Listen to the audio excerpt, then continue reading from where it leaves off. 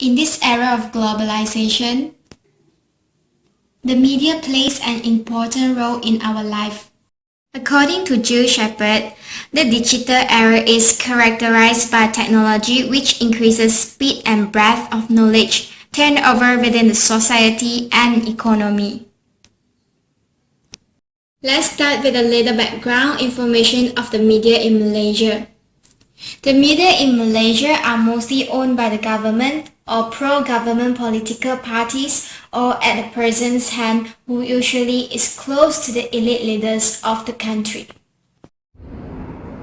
If this is the case, the media is not fulfilling its task as a public information provider to the people. The world is always changing and the way we get news is not the same as we used to anymore. In the olden days, we usually get news by reading the newspaper, listening to the radio or by watching television news. But now many knowledgeable people opted to read their news through the net.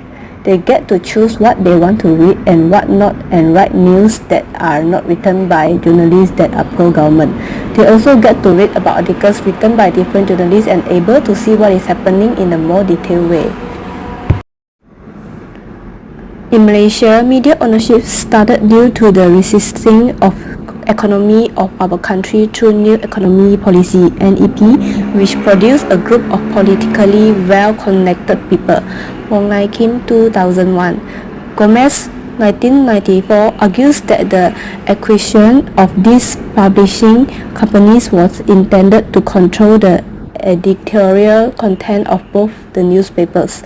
The ownership of New Straits Times Press and Utusan Melayu Press gave UMNO control of the major newspaper in Malaysia. Besides UMNO, MCA and MIC also are the dominant shareholder of the Star publications. From the studies above, we can know that the media is greatly influenced by the government as they are the owners of the most media in Malaysia. The media needs to exist within a free marketplace where it can operate freely without being constrained by certain powers which will control its ownership and so forth. The media also should not exist as a form of capitalist industry and needs to exist where it can question, where it can raise awareness and provide free, unbiased information to its citizens as well. Now, this is important in the functioning of a democratic society whereby its citizens are given access to free, unbiased media.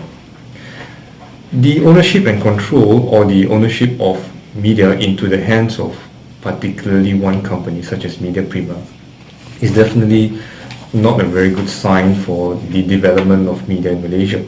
This is because we must understand its links to the ruling elite. Secondly, media ownership is important to ensure the status quo of the ruling party in the country. No questions will be asked and the media will not be challenged. When the media is owned by the government, the news reported will definitely incline to the favor of the government. The news which do not show the government in a positive note will be filtered and hidden from public's eyes. Thirdly, media ownership controls the mental production of the people. Many political leaders use the media to spread their ideology and control the mind of the people. The ideology is so powerful that the ignorant people do not question the government, but accept and believe everything said by the leaders. By doing so, political leaders get support from the people. This makes their jobs easier as there will be no opposition towards their plans. One may ask, what is the future of the media industry in Malaysia? In a humble opinion, if the media ownership is continuously increased, the people will be ignorant of the issues that are happening in our country.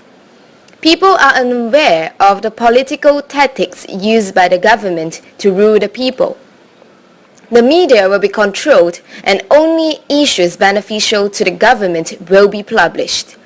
The people will not be practicing their rights of knowing the truth of the country, and democracy will just be a word.